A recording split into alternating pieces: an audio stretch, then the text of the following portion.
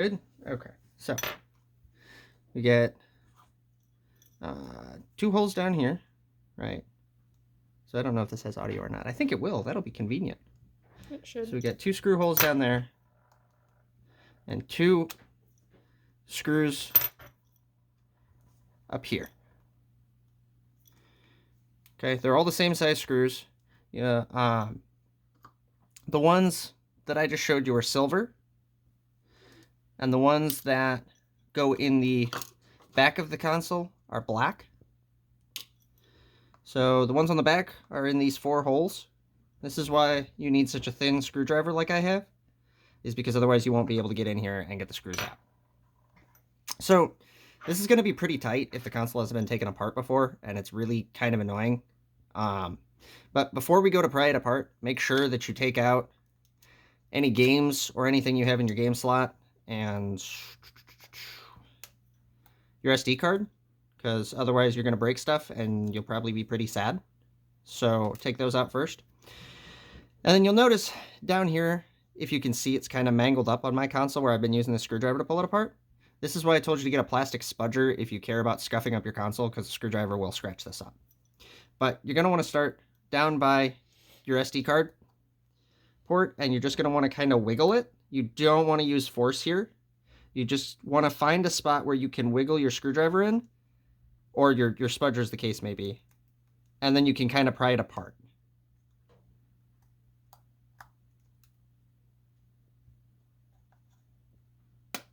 Like so. And then it'll pop, and you can just run your screwdriver around the edge, or your spudger, as the case may be, and it should just start to pull apart and separate. Don't yank on this, because there is a ribbon cable on the inside here. So you're going to want to open it like so, with the top up and the bottom down, and open it from the top, because the ribbon cable is right here, and then you have your power lines for your battery. These you can just take your spudger or your flathead screwdriver and pop up. They come right off. Like that, with a little less oomph, but yeah, like that. Luckily, the back part of the Vita is pretty resilient. So, oh good, I didn't lose this screw. So once you get in here, we're changing out the left PCB. So you're going to have 4 screws here. I lost one of them and actually just found it the other day, so it is here. That'll go back in when we're done. But you're going to have 4 screws here for these mounting plates, and 2 right here. You need to undo those.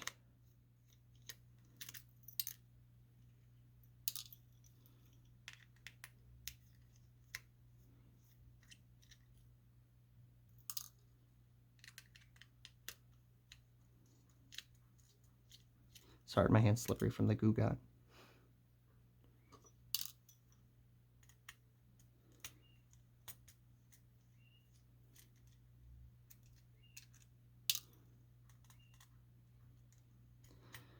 Once you get these undone, you remove those plates, and those are pretty much the only thing that's holding the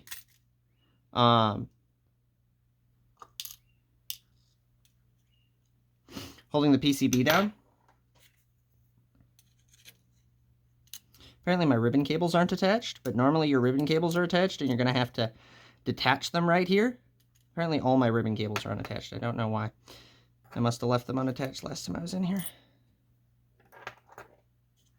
So then your PCB is going to be stuck because you haven't taken it off before. Just kind of shimmy on both sides with your spudger or your screwdriver. It'll lift up. It's caught on some metal tabs right here, and they're really annoying, but once you break them free, it's not a problem. Also, the pieces for the bumpers are loose. They fell off for me. It's fine. Just know they only go one way. And yeah, it can be pretty annoying because these will fall off, and the shoulder button will fall out. It's really obnoxious. While you're in here anyway, if you have to change out your thumbstick, it's just the 2 screws right here, and then you can push up on the thumbstick and it'll pop out. It's really quite simple. This is probably like the easiest console I've ever worked on. It's really nice. It's even easier than the original Xbox. So to put this back together, you just don't get your ribbon cables caught under the PCB. You just slide everything back in place. There'll be little posts in here that this will sit on if I can find them. There they go. Sorry, my hands are a little slippery from some Goo Gun that I got on my hands earlier. So everything's kind of sliding around. Okay, I'm going to take this shoulder piece out to make my life easier. Because it should line up on that post right there. And right there. Okay, there we go. Much, much better. So if you're having problems with getting that in, you might need to take out the little mounting piece for the shoulder button.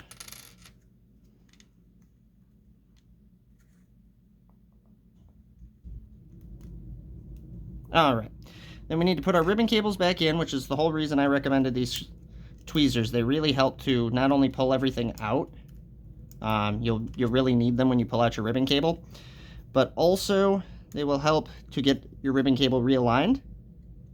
These tabs, I will show you how to take one of these out. They're really, really easy. So these tabs, you take a spudger or a screwdriver and you just push up on the black part, and it'll pop up, and then the ribbon cable will pull right out. It's very, very straightforward and simple. Really nice. You just have to be extra gentle with these things, because if you break a ribbon cable, you'll have to replace it, and that sucks. Nobody likes replacing things. I luckily have never broken a ribbon cable, but I'm in no hurry to break my first one. When you go to put them back, you have to make sure that the black tab is actually lifted. If the black tab's not lifted, you won't be able to slide the ribbon cable in, because it'll be locked. And that, of course, will kind of hinder your reassembly of the console.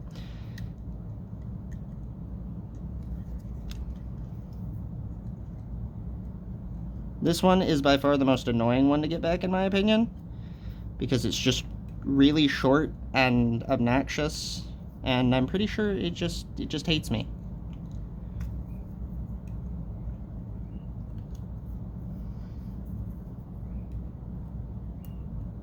There we go.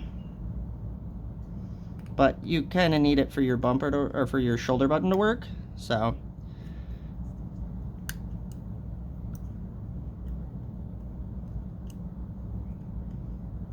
There we go. Mine might not be in all the way because it doesn't want to seat. Let's try that. Much better. All right. Then reassembly is really easy. You just need to not lose track of your parts. This goes with the corner. There's a little line here, so where there's a cut in a corner, it goes on the main screen on the top part.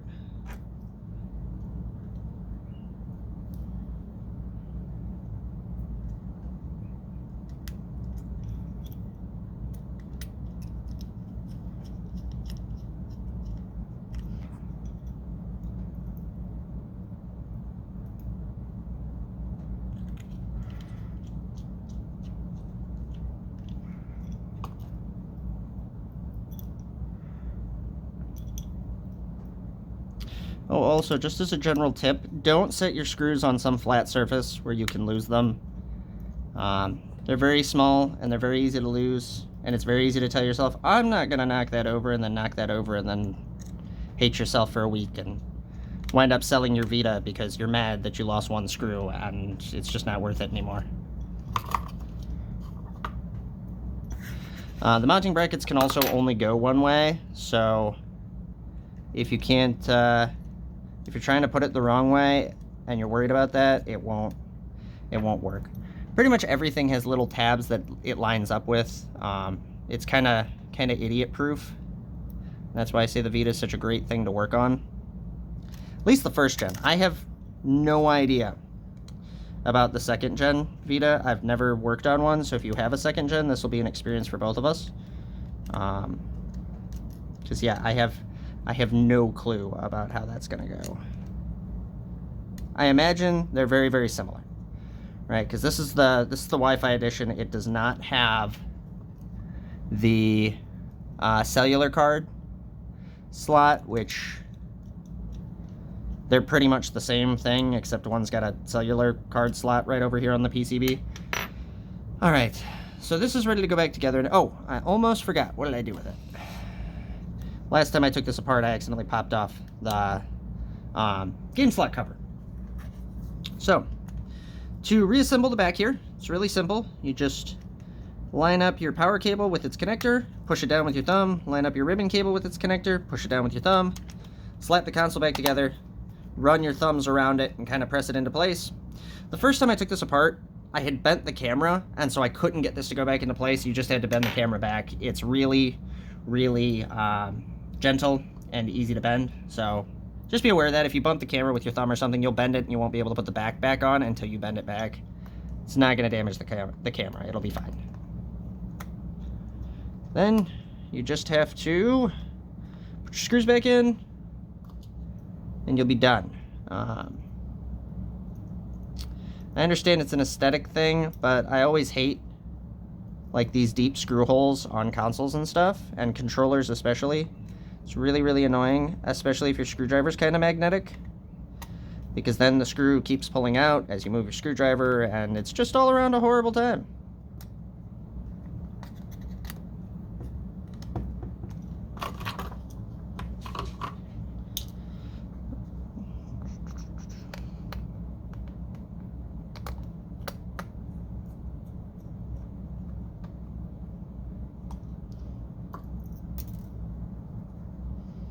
See how easy these screws are to drop and by comparison lose?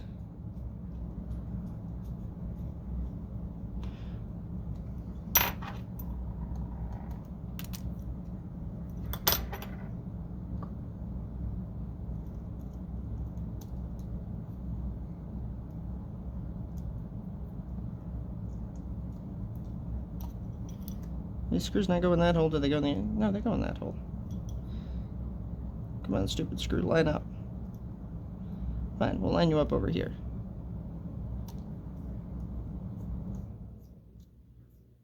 Why does the screw not want to go in?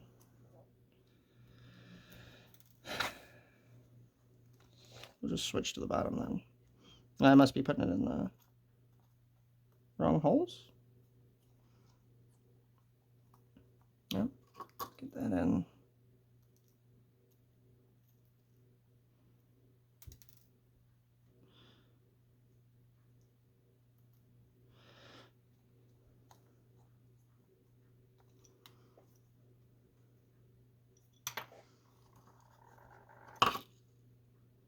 Does it go in these smaller holes? I guess it goes in the smaller holes. Sorry, it's been a few days since I took this apart. I have actually not put it back together since I took it apart the first time. Well, put it back together all the way anyway. So,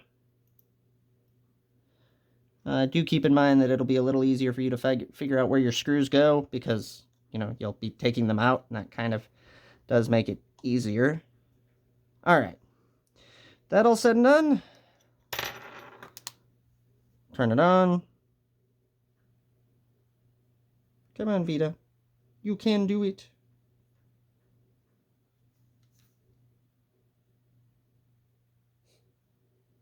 It'd be sad if the video ends here without it turning on. It might actually be dead, now that I think about it. Oh well, end the video here. I'll put